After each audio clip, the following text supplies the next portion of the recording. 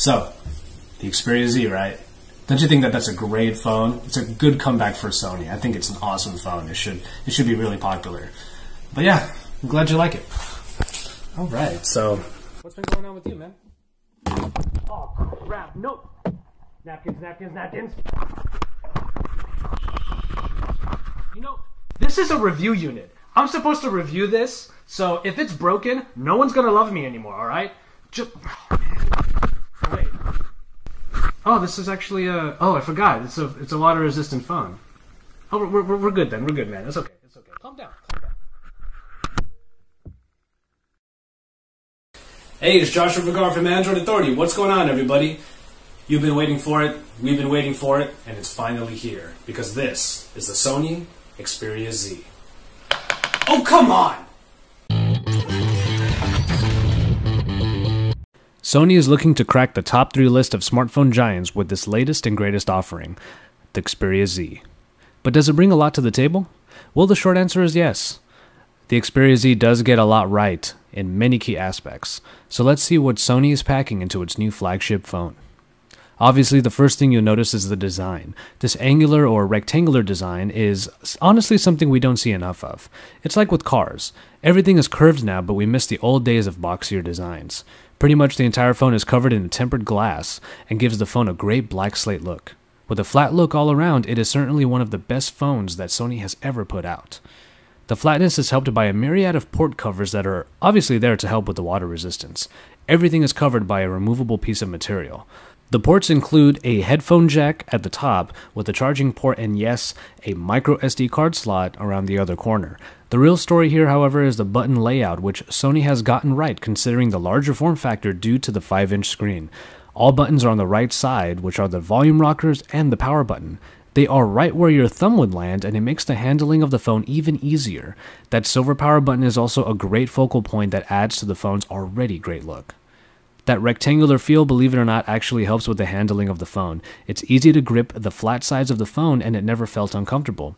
Well, with the 5-inch screen, you will have to perform some hand gymnastics, but at least the button layout helps. One thing you should know though, the glass coverings are incredibly fingerprint prone. If you show this phone off to your friends, maybe you should have a cloth handy. Speaking of the screen, it's definitely what you expect. This TFT capacitive screen displays at 1080p resolution and has a density of 441 ppi. Those are pretty much what you would want from a screen gracing what is supposed to be a top-tier device. Speaking of 441 ppi, all is very crisp and sharp here, as you can see from the text. As expected, video viewing is great on the Xperia Z. The Bravia engine does seem to do its job making the viewing experience even more wonderful, though a good refresh rate has a hand in it too. If you've ever seen a Bravia television's incredibly smooth motion due to that refresh rate, you get a taste of it here. Unfortunately, despite the fun you'll have on this display, I do have to nitpick on the color rendering.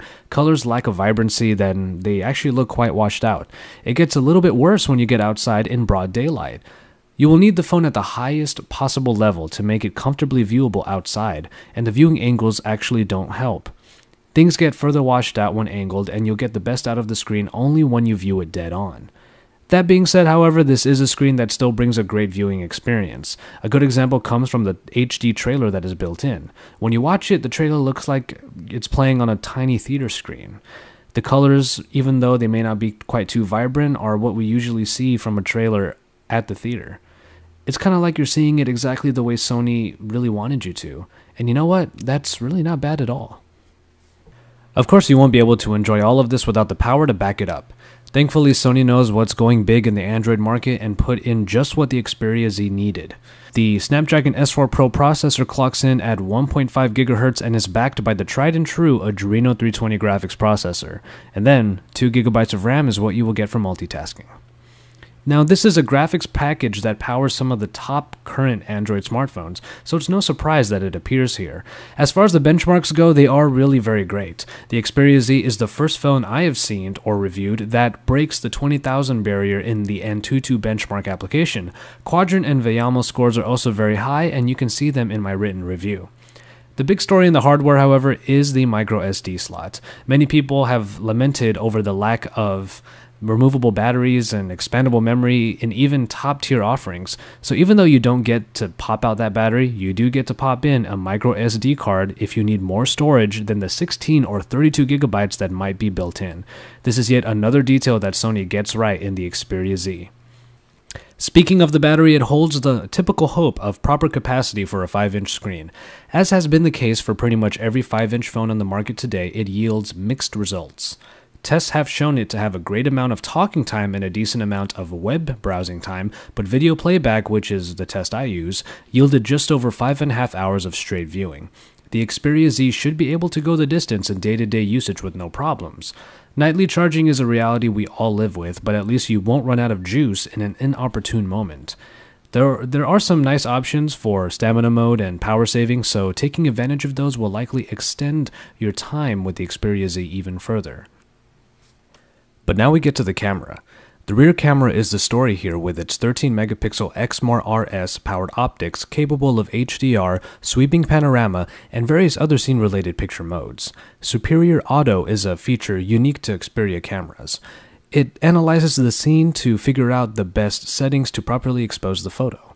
For the most part, it is pretty accurate. These pictures are at 9 megapixels with a 16:9 aspect ratio. This is more my style than 4:3, and apparently it's also Sony's because that was the default setting. As is the typical result, pictures with adequate lighting yield pretty great results, with colors being rendered quite well with a shallow depth of field because of a decent aperture speed. Superior Auto seems to do the job fairly well, and thus pictures are exposed properly. The flash does help in very low light shots, but having the right lighting helps in this and really all types of photography. Video can be recorded at 1080p full HD resolution, and it was demonstrated already, as always, in my intro.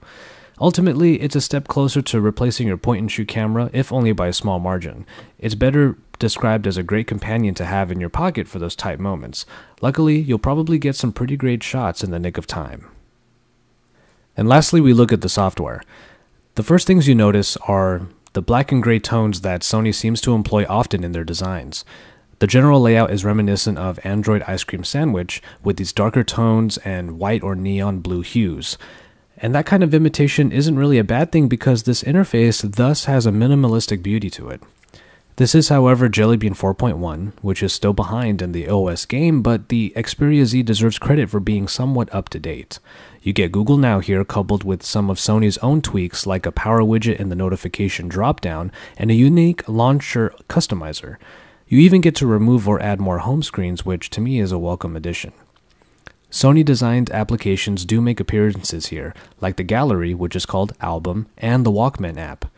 Perhaps the most notable, though, are the Small apps, which are accessible in the Recent Apps screen. From there, you can select from an expandable list of small apps that run as an overlay over whatever you already have running. It's a nice way to get even more multitasking done. All in all, the Xperia Z, whether it knows it or not, manages to give you the best of multiple worlds by including Jelly Bean features in a more ICS style with Sony's own apps built in. It does just enough to be different while bringing what people love about stock Android along, and that deserves quite a bit of credit. And so, there you have it. Sony's new flagship phone really does get a lot of things right, with its great design, wonderful specifications, a more than decent camera, and accessible software. The water resistance might not be something that you will use all the time, but it is a great party trick and is sure to impress your friends. Coming in at almost $800 unlocked, however, you are paying a real premium for one of the most anticipated phones of 2013. This phone is definitely coming to the States, but we don't currently know for what carriers or in what different ways, if any, it will come in.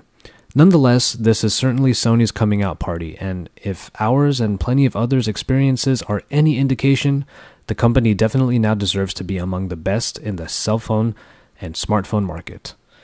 For all of the upcoming Xperia Z news and features, stay tuned to AndroidAuthority.com, your source for all things Android.